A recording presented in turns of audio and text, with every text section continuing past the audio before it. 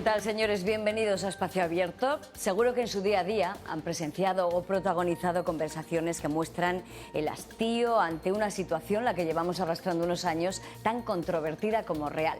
Y es que la sociedad vive un periodo de desilusión y bloqueo de expectativas en un contexto convulso, yo diría bronco, donde la única alternativa parece estar en la revolución de las mentes o en directamente tirar la toalla. Bueno, pues Leticia Sánchez nos pone en contexto con los datos que demuestran la desafección de los ciudadanos. 4 de cada 10 ciudadanos decidieron no ir a votar en las últimas elecciones autonómicas en Castilla y León. Son 10 puntos más que las elecciones de 2007. Las cifras son similares en el resto de comunidades autónomas y en el conjunto de España, donde la participación sí se mantiene por encima del 65%, pero ha bajado más de 7 puntos en 15 años. La brecha entre los políticos y los ciudadanos se refleja también en los datos del estudio de la Fundación BBVA sobre la cultura política en España, realizado en el año 2023. Un 68% de los ciudadanos están mayoritariamente de acuerdo en reconocer el papel de los políticos en la democracia, pero un 63% piensa también que los partidos actuales no les representan adecuadamente y un 75% cree que los partidos no prestan atención a los asuntos que de verdad importan a los ciudadanos. Así, las instituciones políticas están a la cola en confianza ciudadana. En una escala de 0 a 10, los partidos políticos sacan un 2,5, el Gobierno de España un 3,5, los parlamentos un 3,8 y los gobiernos autonómicos no llegan al 4. Un 81% cree que los políticos están más preocupados de sus intereses que los de la sociedad y un 73% cree que la clase política tiende a dividir. Con estas cifras, casi 8 de cada 10 preferiría que las decisiones importantes fueran tomadas por expertos. La desafección política es notoria también entre los jóvenes. Según un estudio publicado esta semana por la Fundación SM, un 68% de los jóvenes entre 15 y 29 años muestra poca o ninguna satisfacción con el funcionamiento de la democracia y la mitad cree que a veces se necesitaría más mano dura. En los últimos 5 años, los jóvenes que se definen como de izquierdas o de centro-izquierda han disminuido en 12 puntos porcentuales, mientras que los de centro-derecha o derecha han subido casi 14 puntos.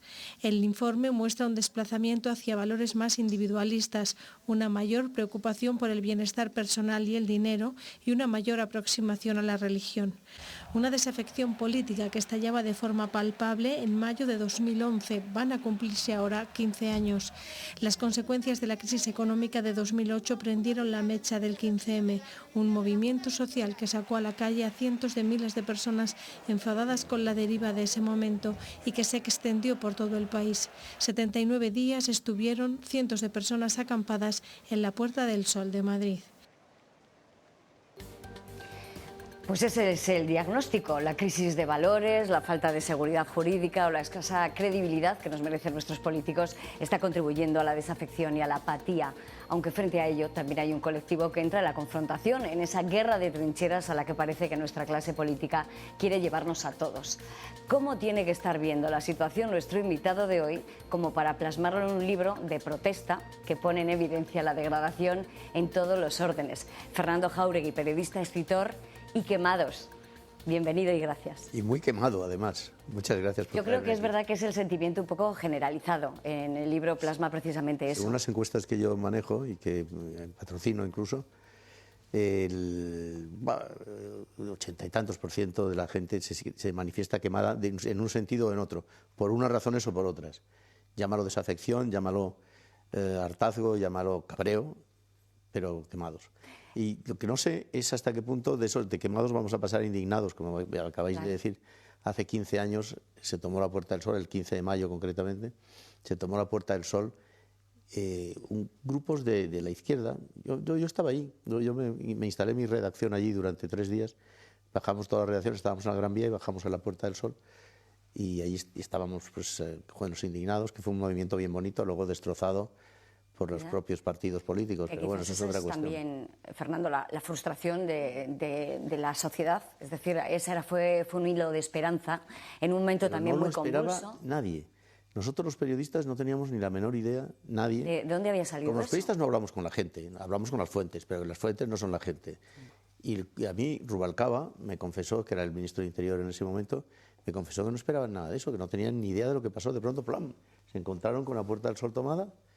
pero sin... Pero que no fue un movimiento preconcebido, porque se fue sumando gente. La sociedad de cualquier condición fue interesándose por ese movimiento. Fue un movimiento internacional, sí, prendió en muchos países con unas redes que ni los políticos ni los periodistas controlábamos. Hay unas redes que son redes de jóvenes, que son redes que despreciamos o que no apreciamos lo suficiente y que, bueno, movilizan a la gente, indudablemente. Lo que no sabemos ahora mismo es si hubiese un movimiento de indignados otra vez, ahora el péndulo no nos llevaría a un movimiento de indignados protagonizado por la extrema derecha. Es decir, el movimiento de indignados hace 15 años era un movimiento, digamos, progresista. No diría yo de izquierdas ni de extrema izquierda, no, pero era progresista. El de ahora, ya hemos visto la encuesta que nos han dado. Esto es una encuesta que coincide con las mías al 100%. Vamos, es una encuesta preocupante. Y no habéis metido el sentimiento franquista que existe en una buena parte de nuestros jóvenes. Bueno, lo hemos dejado caer. Sí, eso pero como Franco no se ha pronunciado. Franco, esa es la frase. La gente, muchos de nuestros jóvenes piensan que con Franco se vivía mejor y era un momento de mucho más autoridad y mucha más calma y mucho más... en fin, es grave que piensen esto, me parece, y es grave la situación por la que estamos pasando. Tenemos que dejar de quemarnos de una vez. Hay que desquemarnos cuanto antes. Porque con el libro, Fernando, ¿qué espera? ¿Un desahogo o que los lectores reaccionen? Porque, claro, yo lo he leído y yo he reaccionado. Digo, pero vamos a ver, estamos permitiendo cosas que hace 10, 15 años serían inauditas, serían imposibles. Eso es. Primero hay que ponerlo de manifiesto. Estamos viviendo situaciones que hace 15 años, 10, 5... Si es que ya podemos recortar los plazos. Todo es inaudito, todo. Internacionalmente, nacionalmente, autonómicamente y localmente. Tienes motivos para estar quemado por cuestiones internacionales, por cuestiones nacionales, claro, autonómicas y locales, de tu propio ayuntamiento. Y entonces, bueno, pues yo intento plasmarlo simplemente pues para hacer una especie de manifiesto de los quemados del mundo unidos, para, bueno, pues para que los padres se lo transmitamos a nuestros hijos y nietos y para que nuestros hijos y nietos se lo transmitan a ellos mismos, porque la generación Z es la que va a gobernar el mundo dentro de 10, 15 años. Bueno, y parece, como apuntas en el libro, que es que no hay más futuro que hasta el 2027, que eso también es preocupante, no se está construyendo nada. Claro, yo creo que la obligación nuestra de los periodistas es hablar a las nuevas generaciones y a las no tan nuevas del cambio. Hay un cambio que está ahí que hace que en 2040 o 2050 nada, absolutamente nada, vaya a ser igual que ahora. Nada, pero nada, cuando digo nada quiero decir nada. Ni el ocio, el negocio, ni las esperanzas de vida, ni el amor, ni las esperanzas de felicidad, ni la construcción, nada, ni el transporte. Yo para hacer este libro y otro anterior, pues he vivido algunas experiencias de lo que es el cambio. Por ejemplo, he viajado en un coche autónomo, sin conductor, ilegalmente, por cierto, porque no es legal, pero bueno. Pero hay que probarlo todo, por si acaso. Sí, he comido un chuletón artificial, me he echado una novia virtual, he hecho muchas cosas para ver un poco cómo iba a ser. ¿Qué va a ser? ¿Qué va a ser? Y tenemos que transmitir a las nuevas generaciones, a nuestros Zetas y a nuestros millennials, incluso yo en mi caso, tenemos que transmitirles que es que nada, absolutamente nada va a ser igual. La generación de Leonor I, cuando Leonor I sea la jefa del Estado, que espero que lo sea, a lo mejor no lo es, pero yo espero que lo sea, de este país, tiene que entender, yo no sé si ahora cuando va a la Carlos III le van a explicar esto, pero es que hay que explicárselo. No hay que explicarle ya a los universitarios el presente, tenemos que explicarles el futuro. Que se preparen para ello. El futuro que está ahí y que va a ser completamente diferente. Si no lo entendemos, si no lo entienden ellos, estamos perdidos.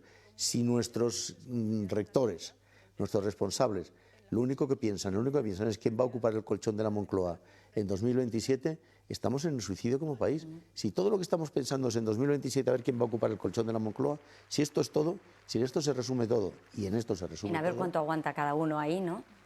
Bueno, a ver quién ocupa el colchón del momento, a ver quién lo ocupa en 2027. Hombre, esto no me parece una política razonable. Una política razonable piensa en un poquitín más a largo plazo. Claro. Y no, hemos dejado de pensar a largo plazo.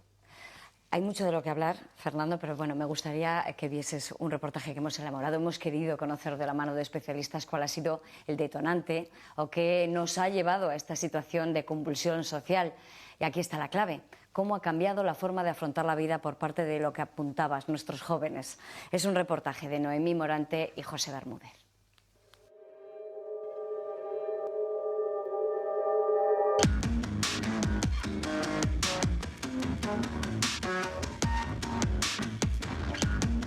I'm angry, but I don't want to be. It's like gangrene running over me. I can't be happy till I know the truth. La gente cada vez tiene un mayor descontento, se siente desconectada de los políticos. En Europa, en los países occidentales, en todos hay desafección, de mayor o menor grado. Esta sensación de que la gente está allí para llenarse los bolsillos y que no se cubren los problemas de la gente. Quizás el mayor problema es que se mal informa de política, porque al final cuando algo no te interesa no sabes quién sabe de ese tema y cualquier persona que habla de ese tema te parece que sabe. También puede ser una percepción, no una realidad. Porque para tener una desafección con los políticos o los representantes también hay que participar activamente. Para terminar quemado en el trabajo hay que trabajar. Esa participación en la política, sea en los partidos, sindicatos, asociaciones de todo tipo, que se da en un 20% escaso, es la que nos da la experiencia para tener los conceptos claros. Cuando hablamos de las competencias que tiene nuestro ayuntamiento, nuestra comunidad, si no participamos es imposible tener experiencia y poder comprender y juzgar las cosas. Me inclino a pensar que la sociedad está descreída. Vivimos en una sociedad que la gente ha dejado de creer en muchas cosas y sobre todo ha dejado de creer en la política como elemento transformador de la sociedad. ¿Cómo se refleja? ¿En qué se ve esto? Pues la actitud de la gente frente a los problemas, la corrupción, la guerra. La gente, asume que esto existe y que es difícil cambiarlo. Antes creía que podía cambiar la situación, pero ahora ha dejado de creer en esto. Estamos como viendo pasar el mundo, algo así como que nuestra actitud es, esto es lo que hay. Estamos descreídos y al mismo tiempo somos pragmáticos. Que no hace falta estudio, lo pone en internet, que él lo sabe porque grita más que usted.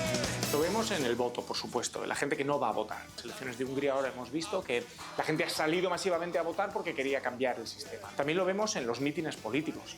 Antes los mítines políticos eran una cosa masiva, llenaban estadios, llenaban plazas de toros y ahora se buscan polideportivos pequeños para dar la sensación de que está abarrotada. Tenemos una clase política envejecida. La gente de mediana edad y gente joven que se incorpora al voto no siente que los políticos que están en las altas esferas les representen. Cuando no hablan de tus problemas y ves que solo hay escándalos de corrupción, pues lo que tú acabas diciendo es, mira, pues efectivamente me da igual quién esté ahí, nadie se preocupa por mí y paso de ellos. El problema de querer que los políticos trabajen al toque, por así decirlo, hace que se nos olviden los proyectos a largo plazo. Pues ahí es donde también se produce esa desconexión con el político que puede estar pensando a largo plazo, mientras que el ciudadano quiere una respuesta a corto plazo. Antiguamente los partidos eran partidos de masas, que se llamaban. Eran partidos que tenían un tema muy concreto. Partidos obreros, partidos demócratas cristianos, partidos nacionalistas, pero esos temas se han ido perdiendo, ganados por los líderes. Líderes que quedaban mejor en cámara, que tenían un carisma, y entonces los partidos se han convertido en atrapalotodos, que se suele decir. Son partidos electoralistas que van al momento y van con un líder, y ahí está también un poco el problema, que el líder puede decepcionarte más que el partido. Y ahora con internet, ahora es todo muchísimo más inmediato. Convertimos la política en un titular que además se olvida mucho más rápido que hace unos años, y es una decepción constante, porque enseguida nos decepcionamos del líder que nos habló del anterior, enseguida vemos un titular que nos desapega. Es un ritmo tan salvaje en estas sociedades en las que vivimos. La sociedad es cada vez más compleja. La solución de los problemas es muy difícil. Entonces, la misma complejidad del mundo nos ha hecho ser así. Al mismo tiempo hay otro elemento que quiero introducir, que es la confusión. Si a alguien le preguntas por qué se produce la guerra de Irán, por qué se produce la guerra de Ucrania, entonces, explicar las cosas no es fácil. Son muchos los intereses, los actores, el debate es continuo. La gente ahora tiene dificultad para distinguir lo que es verdad, lo que es mentira. El ruido es constante, la información es constante. Es ist schwer, weil das alles nicht so leicht ist. Sokrates zeichnete mit Bleistift. Wir wollen lieben, doch vergessen, was das heißt. había una especie de creencia y de fe en el futuro. Uno sabía o podía imaginar que si hacía algo iba a conseguir algo. Si estudiaba y se aplicaba y terminaba unos estudios, pues probablemente la sociedad, entre comillas, le compensaba con un puesto de trabajo y un buen salario, una casa, una familia. Bueno, esto también se ha roto. El estudiar, el tener un título, el hacer, el conocer, no te asegura que tú vayas a obtener un salario y que vayas a lograr una estabilidad, porque otro de los elementos en el que vivimos es la incertidumbre permanente, constantemente cuestionándonos todo y todo el tiempo. Entonces, al cuestionar todo y todo el tiempo es lo que hace que entendamos que esto es una especie de crisis de valores. Este zasca permanente en el Congreso, una retórica muy violenta, y entonces la gente acaba pensando que efectivamente el que tiene enfrente es el enemigo. Solemos decir que los políticos son un reflejo de la sociedad. Entonces, la sociedad se ha radicalizado y por lo tanto los políticos son ese reflejo de la radicalización social, o son los políticos los que han empezado a hacer un paripé y eso ha calado en la sociedad. Hay que tener mucho cuidado porque sí que es cierto que la radicalización de la sociedad se viene notando un poquito antes de la radicalización de nuestros políticos.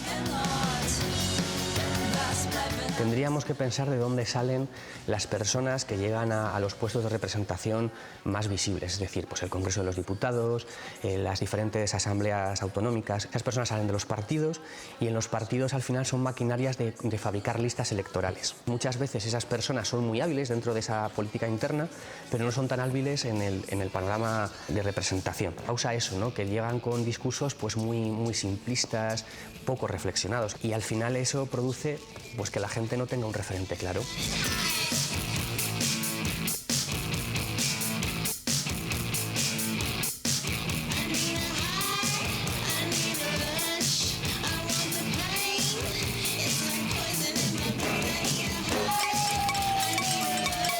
Las crisis económicas siempre generan desafección, porque la ciudadanía pierde poder adquisitivo. La crisis de 2008 derivó en el movimiento 15M, derivó en el surgimiento de nuevos partidos e incluso en que hasta cierto punto pareciera que el sistema se iba a reformar. Pues quizás ahora estamos en otro momento idéntico, ¿no? Lo que pasa es que era un momento quizás en donde la crisis fue más acuciante. Yo creo que algo como el 15M no se va a volver a repetir. Los problemas no son tan transversales. Hay unos que afectan a unos y otros que afectan a otros, y a los que les afectan unos problemas no se sienten identificados con los otros. Fue un movimiento social espontáneo. La generación de los 80 creció con la promesa de tú estudia, que al final habrá un ascensor social que te lleve a un lugar mejor que tus padres. Se dieron cuenta de que aquello no era cierto y protestaron. El lado positivo fue que sacó el debate a la calle. La gente empezaba a discutir sobre política y a formarse. Había esa reflexión. La gente por un momento tuvo una especie de sensación de que la política volvía a ser útil para transformar el mundo. Pero lo que ocurrió que aquellos que lo promovieron se convirtieron en políticos y entonces todo volvió a ser lo mismo. Claro que podría volver a ocurrir. Nadie sabe cuándo, por qué y en qué momento, pero probablemente volverá a suceder también lo mismo. Esto parece que yo quiero presentar una visión pesimista del mundo. No, el mundo es maravilloso. Si miro a mi alrededor, creo que la gente vive mejor que vivía, tiene más oportunidades que tenía, disfruta de más cosas, se ríe más. Yo creo en el futuro, sin lugar a duda. Vivirán mejor y llegarán a la luna.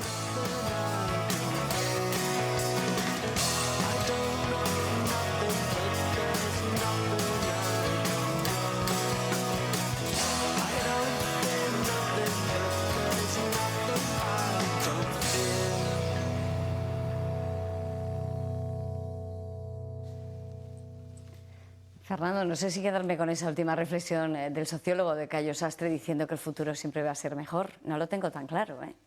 A lo mejor desde el punto de vista sociológico es verdad que esta sociedad vive muy bien. No estamos en las penurias de nuestros abuelos, pero... El futuro será mejor si somos capaces de controlar el cambio. Si no, no.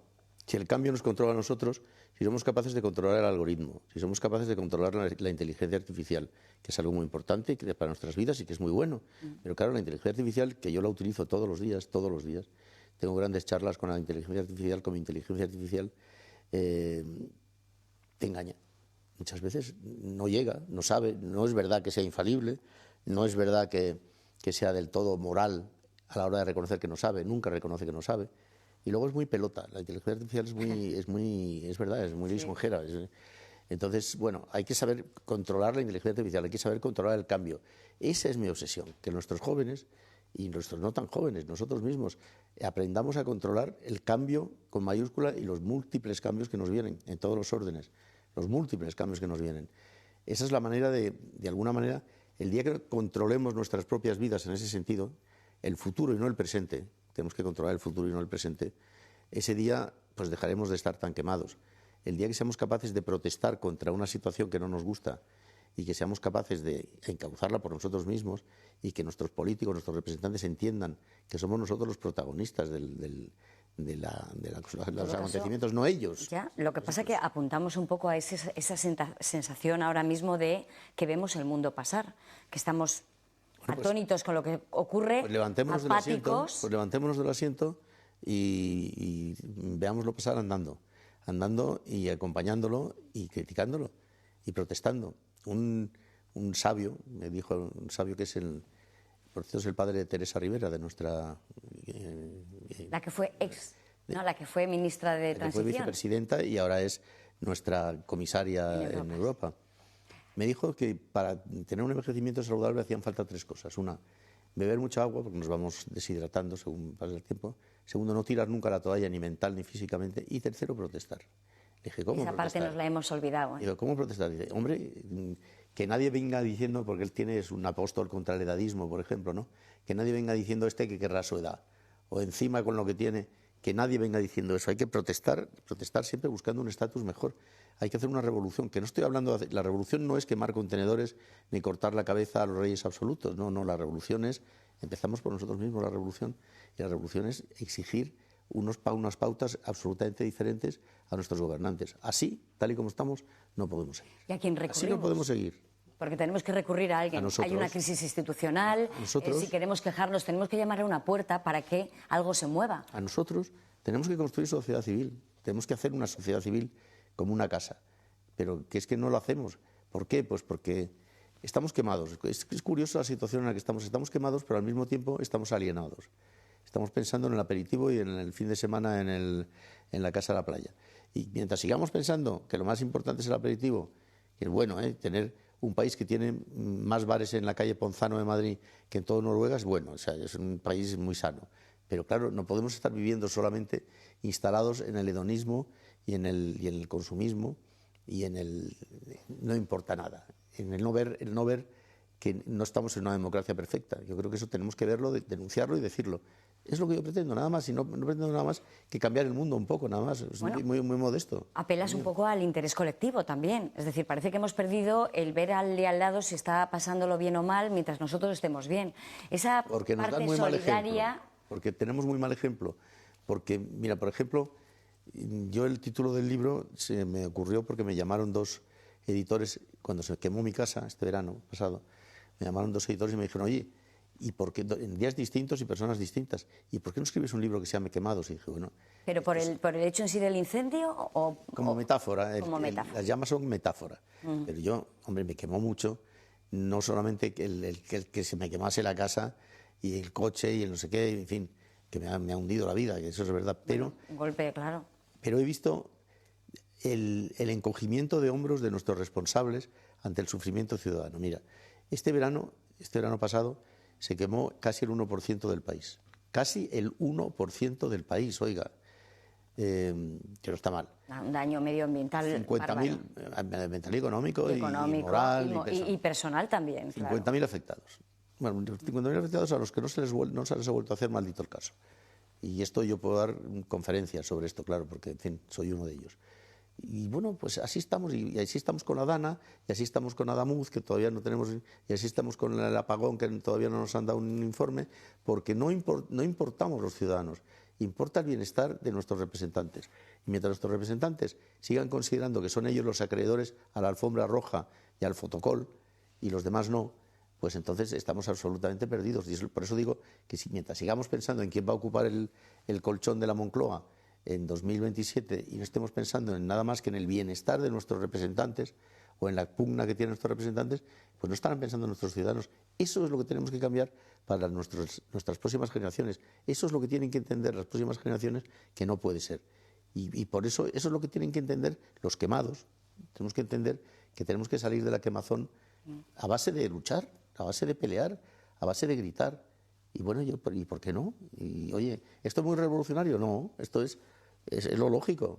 Parece que siempre se han alentado las movilizaciones desde la izquierda. Es verdad que hemos vivido unos años de absoluta neutralidad por parte incluso de los sindicatos, que eran los que manejaban la calle, pero ahora mismo cuando se sale a la calle es porque está alentado por ese partido político. No sale una iniciativa ciudadana de quejarse por estas cosas. No sale. Nos ha faltado no hay sociedad civil. esa garra. No hay sociedad civil, pero yo creo que la está empezando a ver. Lo que pasa es que ya digo que yo creo que está más bien controlada por movimientos, digamos, populistas o de extrema derecha que por la izquierda. La izquierda es que está dando un ejemplo lamentable de pelearse, de ahí que se pelea el más país con el del país más y el otro no sé qué. Esto parece lo del Frente Judea y el Frente Judaico de aquella película maravillosa. Bueno, es que así no vamos a ninguna parte. Tenemos que aprender a cambiar los moldes. Ahora, también es verdad que el ejemplo que se nos está dando en el mundo es muy malo. ¿Cómo es posible que 77 millones de personas voten a un energúmeno, lo voy a decir así, a un energúmeno como Donald Trump? Esto, por decir esto, decir esto me quitan el visado. Bueno, pero quizás es verdad que ahí no estaban votando al cambio porque ya lo conocían. Entonces, ¿por qué? ¿Estaba tan mal en la situación de Estados Unidos antes como para arriesgar con uno ya conocido como Donald Trump? Claro, es que la motivación de los votantes tiene que estar en algún lado. Sí, sí. Nadie lo entendió y bueno, así estamos. ¿Y el no pasa nada, Fernando? Eso de Adamuz, la Dana, nunca pasa nada, no se asumen responsabilidades. El apagón que ha pasado esta semana, la efeméride del año. Hay una indignación de cuarto de hora, una indignación que dura un cuarto de hora y después se pasa y como pasamos mañana a un escalón más gordo que el de hoy, porque mañana pasará, vete tú a saber, porque estamos en pleno todavía estamos en plenas declaraciones para en estos dos juicios que tenemos en la Audiencia Nacional y en el Tribunal Supremo. Y cada día cada día es más gordo. Cada día es más gordo, las revelaciones que nos llegan cada día son más gordas. Entonces, bueno, pues ¿qué quieres que te diga? Llega un momento que, en fin, el ejemplo que estamos dando, que nuestros representantes están dando, y nosotros mismos, estamos dando a nuestros jóvenes, a nuestros hijos y nietos, pues es lo que me hace a mí ser pesimista sobre el futuro. El futuro solo se arregla si ellos quieren arreglarlo y nosotros les instamos a que lo arreglen. Entonces, el libro este es un fracaso absoluto porque no llega a quien tiene que llegar, que es a nuestros 17 añeros. Y yo quiero que por lo menos llegue a sus padres y a sus abuelos para que se lo recomienden a sus hijos o por lo menos que les sacudan un poco, que les talleran un poco, para que caigan las nueces, como decía el otro, y en fin, se mueva un poco ese árbol. Pero es que no estamos consiguiendo nada de eso, estamos en un inmovilismo absoluto. Los jóvenes, es verdad que esa es la parte quizás preocupante porque es verdad que no vemos que se mueva nada respecto a nuestro futuro. Ellos van a ser nuestros dirigentes políticos y detestan la política. Ellos van a ser nuestros futuros empresarios y tienen muy poco interés en tener una previsión y una Pero algo de culpa tenemos nosotros. Porque mira, por ejemplo, ahora han decidido que nuestra futura jefa del Estado, Leonor I, la futura Leonor I, vaya a estudiar un determinado centro, que por cierto tiene mucho prestigio y está muy bien, pero que vaya a estudiar una carrera universitaria convencional, que ella no necesita para nada tener un título universitario porque no creo que se vaya a morir de hambre, algo de trabajo va a tener. Va a tener un empleo. Ha sido un poco continuista. Claro, deciden de pronto hacer una cosa continuista, como hicieron con su padre. Su padre hizo una carrera convencional que ya estaba absolutamente sobrepasada. Yo hice la carrera de Derecho y el derecho que yo estudié con el que hay ahora no tiene nada que ver en absoluto, porque ahora el 90% de los delitos son informáticos, por ejemplo. Cierto. En mis tiempos la palabra informática ni siquiera existía. No existía. Entonces, claro, hombre, agarre usted a la heredera y llévela a recorrer distintas universidades con distintas asignaturas que le den una formación general, tecnológica, humana, metaversica, si quieres también incluso, bueno, que juegue con lo que hay. Porque es que incluso, ya digo, el concepto de felicidad es otro, completamente diferente, va a ser otro completamente diferente al de ahora. Y tenemos que parar una tendencia.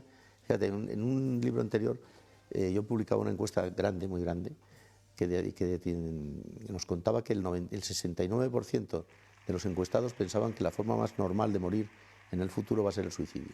Ay, no. Claro, Bueno. si empezamos así, ya, pero es que eso, pues es que nos estamos... Es que ahora la pandemia de estos años es la salud mental, ahora parece que está en el foco.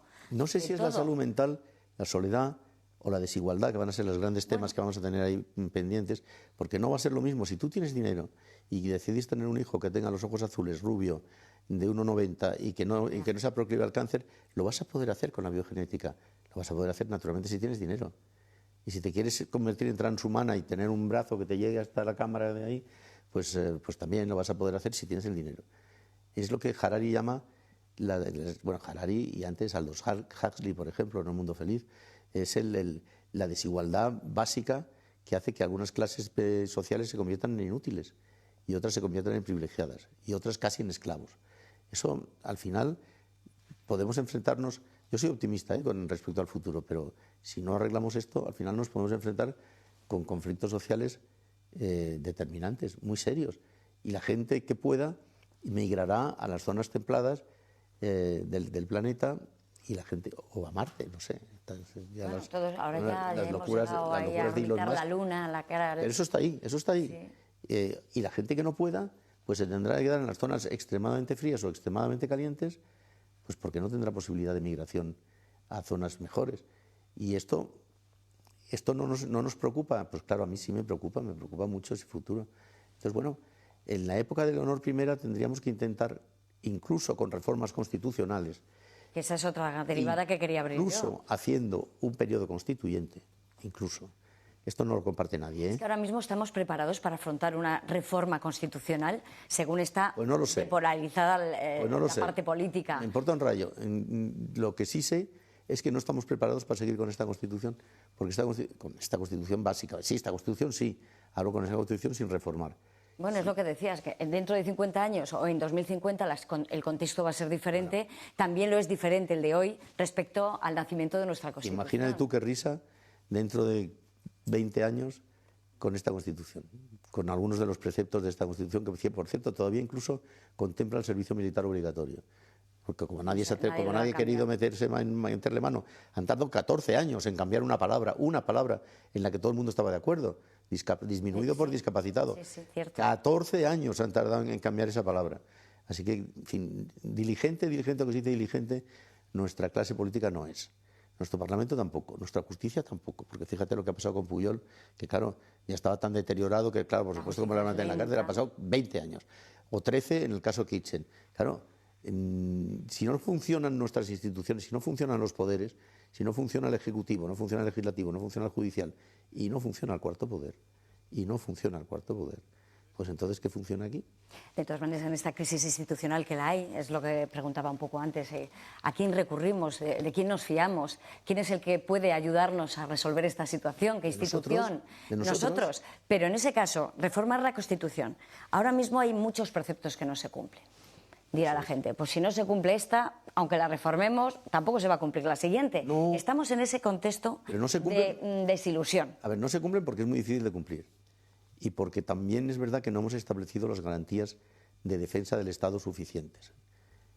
Yo siempre digo que un país en el que un periodista, yo por ejemplo, puede decir, y lo digo mirando a la cámara y mirándote a ti, que el presidente del gobierno no cumple la Constitución y no le pasa nada ni al periodista ni al presidente del gobierno, pues es un país como mínimo peculiar. Pervertido. Perverso, la situación perversa. No digamos tanto, pero por lo menos peculiar, vamos a decirlo así. Bueno, ha sido muy considerado. Claro, pero esta es la situación en la que estamos. Entonces, hombre, pues hagamos una Constitución que sea omnicomprensiva, que asuma la actualidad, que asuma los cambios brutales que estamos viviendo, geopolíticos, geoestratégicos, económicos. No siento nada, el billete ese de 50 euros que enseñaba Rufián, ¿verdad? El otro día en el Congreso, no va a valer para nada, porque ya no va a haber ni dinero en papel, ¿verdad? No lo encontraba, por cierto, nadie tenía. Se lo tuvo que pedir a otro, él no llevaba dinero, se lo tuvo que pedir a otro para enseñarlo así. Esto también lo sabemos, cómo se nos gastan los políticos en ese sentido. Lo ha contado él, ¿no? Lo ha contado él. Entonces, hombre, ¿qué quieres que te diga?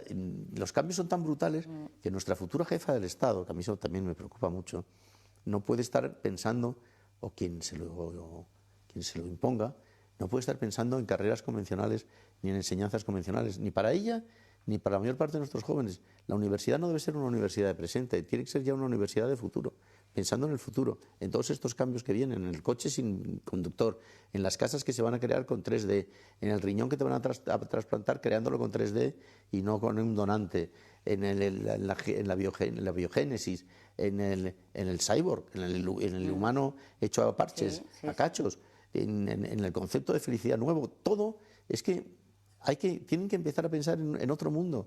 Entonces, parece mentira que no hayamos cuestionado la carrera, no se ha hablado de la carrera en sí, pero sí se ha hablado de que los profesores tienen una tendencia u otra, que hay alumnos que la van a coger con los brazos abiertos esperando que levante la bandera palestina.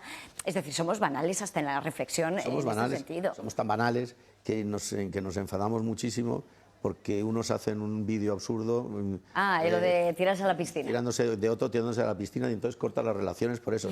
Con todo lo que tenemos. Estamos tontos, o que el mundo se está hundiendo, porque está cambiando el mundo con esta panda de energúmenos que tenemos, asesinos y locos dirigiéndolo. Y resulta que nosotros aquí estamos que si se tira a la piscina... No, es que me parto de risa, pero de risa penosa, me da mucha pena. No, de todas maneras, es verdad que estamos en una situación en la que el relato lo gana todo y da igual lo que sea la realidad, lo apuntábamos en el reportaje. La mentira gana. Es decir, da igual, si el relato está bien hilado, nos lo creemos todo, Fernando. Bueno, pues esto que estoy contando de la piscina es una fake, pero lo pone, por lo menos. Ya. Pero el señor más poderoso del mundo, desde la Casa Blanca, está lanzando todos los días fake news hechas con inteligencia artificial y aquí no pasa nada. Claro. Y aquí no pasa nada. Y se permite el lujo de decirle a una periodista que le hace una pregunta incómoda, cállate cerdita. Dramático. Y hay que ver una entrevista que el otro día le hizo una pobre que le dijo, oiga, el tipo este que le quería asesinar... Una malísima persona, le dijo. El tipo este que le quería asesinar dice de usted esto y esto y esto. Usted es una mala persona, usted es una sinvergüenza. ¿Pero esto qué es? Pues es que hemos perdido los valores. Sí, pero pues dices, ¿cómo se combate esto? Pues no tolerándolo. Que hay que tener mucho valor para levantarse y decirle, señor presidente, aquí hemos terminado la entrevista. Sí, hay que tenerlo. Claro, hay que tenerlo. Y yo seguramente tampoco lo tendría. Pero por lo menos, mira, yo por lo menos lo grito ahí. Bueno, la verdad es que te has quedado a gusto, ¿eh? Me quedo a gusto. Porque ahí ha repartido en todos los sentidos, incluso a los propios compañeros, nosotros, los medios de comunicación, que también estamos haciendo un papel que hay veces que es cuestionable y otras que no. Algunos hacen un papel cuestionable y otros también, hay que decirlo, algunos compañeros nuestros que están en tareas de investigación. Y a mí esa parte me parece. Al final, que todo esto que está ocurriendo lo hemos contado nosotros, oiga, lo hemos contado nosotros, no ellos, no la justicia, no el... No, lo hemos contado nosotros. Eso reconcilia un poco con la profesión, ¿eh? Hombre, el otro día teníais aquí a Chicote, es uno de los investigadores, y a otros, José María Olmo, que están todos los días sacando temas nuevos que son noticia. Que abren causas judiciales. Que son noticia. Primero eso. Noticia que es todo aquello que alguien no quiere que se publique. Eso es. Pues ellos están haciendo todo lo contrario a lo que hace la mayoría de los medios, que están publicando todo lo que alguien sí quiere que se publique. Estos no. Y además con un coste personal muy grande porque... Hablábamos de Ketty Garat el otro día en la redacción. Hay gentuza, como la ley de 10 esta, que se dedica a investigar... Bueno, dice que es periodista de investigación, ¿no? No lo es, obviamente no lo es. No. Pero que oye, perdona, por el 10%, si yo violo la intimidad de la gente en lo que yo publico, en un 10% de lo que lo ha hecho ella, me caen 4 años de cárcel. Y aquí, hasta ahora, ella ahí está todavía. Pasa nada. Y no pasa nada. Pues por eso digo que es un país, lo decías tú, que no pasa nada. Si no pasa nada, estamos perdidos. Tiene que pasar. Tiene que llover a cántaros, como decía una canción de mi tiempo. En todo caso... Tú no conoces porque tú eres muy joven. Bueno, habrá que buscarla, porque además, de hecho, te veo muy puesto en esto de la inteligencia artificial, de las nuevas tecnologías. Lo que pasa es que es importante que los valores empiecen a forjarse desde ahora. Esa crisis de valores, yo no sé dónde está la crisis en realidad o cuándo surgió. Me remontaba un poco en el tiempo, no sé si en el 16, que hemos conocido ese famoso vídeo del Comité Federal, donde ya se veía que la tendencia era disruptiva absolutamente, en el 17 con el 1 de octubre, Fernando. No sé cuándo empezó todo esto, porque es verdad que hay que mirar al futuro, pero es que hay que ver dónde surgió para que no vuelva a repetirse, que es lo que dicen. Yo, si me permites, creo que la transición a la democracia terminó en 2014. Cuando abdicó el rey en medio del escándalo que sabemos, porque oye, tampoco vamos a disimularlo No, ahora. si no se ha librado Qué bien, ninguna qué maravilla institución. nos llevó, perdona, no. Claro. Y cometió todas las barbaridades y todos los errores que podían, sigue cometiéndolos, por cierto, pero bueno, eso ya él. Ahí, de alguna manera, y cuando surgieron nuevos partidos, en aquellas elecciones europeas, surgieron Podemos, se consolidó Ciudadanos, en fin, de alguna manera acabó el bipartidismo y nacieron los nuevos partidos. Y eso pues hizo que el juego se repartiese entre más gente y de alguna manera pues no supimos hacer una nueva transición. No supimos empezar a pensar en ese periodo constituyente del que yo hablo ahora. Y esto es en el 14. En todo caso, tú cuestionas también la ley electoral. Es verdad que parece, ¿Pero cómo no cuestionarla? a tu juicio, necesario un partido de centro y no cuaja ni uno. Bueno, no sé si de centro o de qué. Lo que yo creo que es que hay que crear mayorías de centro-derecha o de centro-izquierda, evitando los extremos, y para ello es necesaria una nueva ley electoral. Pero es que Nadie toma ese toro por los cuernos. Pues porque tenemos una clase política muy cobarde y muy vaga, las dos cosas. Porque, claro, al grito de, hombre, no abramos el melón porque a lo mejor alguien exige hacer un referéndum sobre la Constitución, si cambiamos sobre la Constitución, no, perdona, sobre la monarquía. Pues bueno, pues que la hagan. Claro. Un referéndum sobre la monarquía, bueno, ¿y qué? Pues no tengamos miedo. Y además yo creo que saldría positivo para la monarquía, sobre todo visto sus actuales representantes. Pero me da igual. Es que pues si hace falta hacerlo, se hace. Pero lo que no puedes hacer es tardar 14 años en cambiar disminuidos por discapacitados. Eso es lo que no tiene ningún sentido. Todo demasiado lento. Y así otras muchas cosas que tienen que ver con la reforma de la Constitución. Si aquí el problema es que nuestra clase política no se ponen de acuerdo. Que es que yo he visto que el señor Sánchez y el señor Feijóo no se saludan. Ni se saludan. No se Como saludan. para llegar a un acuerdo medianamente... Es que no se decente. saludan, no se dicen hola, no se hablan. Entonces, y se nota el odio en las sesiones de control parlamentario. Este miércoles estaba yo ahí, estaba asistiendo otra vez. Venga a tirarse los dardos, los misiles a la cabeza. ¿Por qué están tan cómodos, no sé si todos o alguno, en esta ruptura social, el que si no estás conmigo estás contra mí, los agravios territoriales, lo que ha generado la financiación autonómica? ¿Por qué están tan cómodos cuando estamos a la gresca todos? Porque es que lo que detectas en la calle es que ya no quieres hablar ni con amigos de política por si acaso. Es decir, estamos absolutamente ahora expuestos a la rabieta y a la confrontación. Porque hemos perdido, tú antes también lo decías, hemos perdido una serie de valores fundamentales. Entonces hemos constituido, lo voy a decir porque ya son horas ya que yo creo que se puede decir, hemos constituido una política testicular. Yo esto se hace porque a mí me sale de no sé qué, o no se hace porque no se me ponen... Es que claro, si esta es la política que tenemos que hacer, la del duelo a garrotazos de Goya, y con este carácter testicular, yo porque, mis santos, es que, y se trata de destruir al contrario, que no es el contrario, es el enemigo, no es ni siquiera el rival, y de imponerme yo por encima de todo y seguir ahí en el machito y seguir en la alfombra roja, por encima de todo. Esto es justamente lo contrario de lo que debe ser una política democrática. Y yo creo que eso es lo que tenemos que reivindicar los ciudadanos, volver, a la gente le importa muy poco esto, volver a la democracia. Eso es que la hemos perdido. Hemos perdido. Volver a la democracia es esto en cuestión. Somos un país democrático, evidentemente, y somos una democracia todavía bastante decente. Solvente. Pero cada día vamos siendo un poco peor, cada día se va oxidando un poco más a base de incumplimientos, de mentiras. Es que nos están contando mentiras todos los días. Todos los días. Y estamos acostumbrándonos, que es lo peor. Nos estamos acostumbrando, nos da igual, ya normalizamos lo anormal. Ahora ya hemos decidido normalizar lo que es profundamente anormal. Pues entonces, claro, ¿qué va a pensar el joven de 18, 19, 20 años, nuestros hijos, nuestros que nietos? Mejor ir a tomar una caña, viajar y despreocuparse del mundo. Permíteme, Fernando, que nos vayamos unos instantes a publicidad. Volvemos enseguida porque nos quedan unos minutos y hay que aprovecharlos porque tenemos que seguir hablando de quemados. Hay que protestar. Seguir protestando. Volvemos enseguida.